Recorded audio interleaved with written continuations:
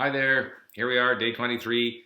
Cold day in Vancouver, broke all kinds of records. It's going to go down to 10 below zero, which is very cold for Vancouver. It's not very cold for the rest of Canada, but we're not used to it here. We're used to warmer weather and rain. Quite fitting though, because it was the first day of activity at the Olympics. I saw some reports, news reports that the Canadian athletes are very, very happy with the whole setup, with their accommodation, with the proximity of all the events to where they're staying.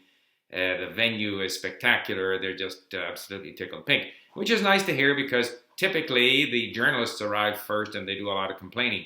We had the same here in Vancouver for our Winter Olympics. We had a bunch of journalists, especially from the UK, where they love to do a lot of griping and complaining, and they had nothing but complaints. But in the end, Vancouver had a very good Olympics, and I'm hoping that the same will be the case at Sochi. Of course, I hope Canada wins a good number of medals, but even without that, I just hope it's a very good event and that a lot of people from a lot of different countries get together and enjoy each other's company. In a way, I'd like to be there, practice my Russian, and so forth. Now, getting back to Korean. Yesterday, I had a conversation with a Korean tutor, and I did very poorly in my own mind, at least. I did much worse than when I spoke with Joo Hyun. And in a way, I wasn't ready for it. I had forgotten that I even had the discussion.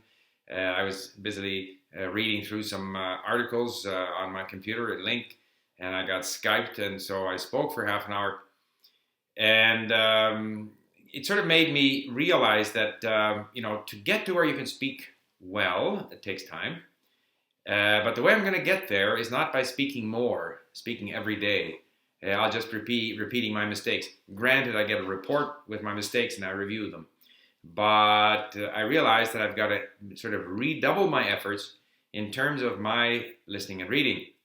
And so I went to, and what I have to do is I have to focus on those kinds of phrases that I have trouble with when I speak. And so speaking a couple of times a week identifies some of those areas where I have problems.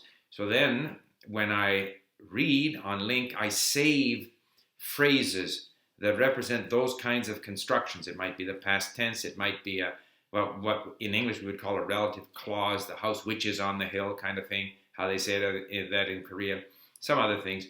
So I go through text and I highlight phrases and sometimes words, and I tag them. I tag them for condition, like if it's an if type phrase, I call that condition. That's the tag I put on it. It might be tagged for purpose, in order to kind of thing. It might be tagged for because, or, it's variations of since, because, therefore kind of thing, like the reason why. So I tag all of these so that I can then review them as a group. And in a way, I call this mining the text. So I have a text. I read through it. I listen to it. And particularly now, because I got these two audio books from Talk to Me in Korean, Hyunwoo Sun's audiobook, and particularly Hyojin's audiobook, which I'm really enjoying. And it's a lot easier. There's not that many new words. So I can really focus on the patterns and the structures. Read it carefully, save these patterns and structures so that I can review them later on. So I think this mining activity, because all of this is helping you to notice. And then I notice when I listen to that same text after I have read it and mined it and highlighted and tagged certain key phrases and so forth, then I listen to it again, I notice it. So that slowly I'm making my brain accustomed to these different structures, which are quite different in Korean from English, but even different from Japanese. And I have a tendency to look for the Japanese pathway, and the brain makes that Japanese connection, whereas I have to condition my brain to make that Korean connection. So I'm doing more and more mining. So I guess today I had to go to the office again. I will be doing some more, getting out with my iPhone and leveling up, as some people call it, or doing some other events to make it a little more interesting. People get tired of just looking at me here in my office. But today, and I should point out that in the material that I bought at Talk to Me in Korean, I also downloaded sort of a grammar, level 3 grammar. It's about 70 or 80 pages of some grammar notes with a bunch of explanations. And that was about an hour and a half to skim through that. That's not going to get me too far.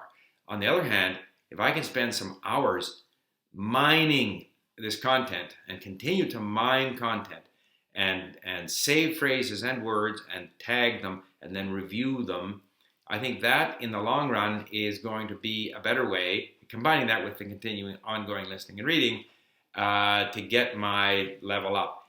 As I say, I'm not going to get better at speaking just by speaking. I have to enrich my knowledge, my basic vocabulary and sense of the language, so that then I go back and I then speak and I speak better. That's all for today. We'll see what tomorrow brings us. Bye for now.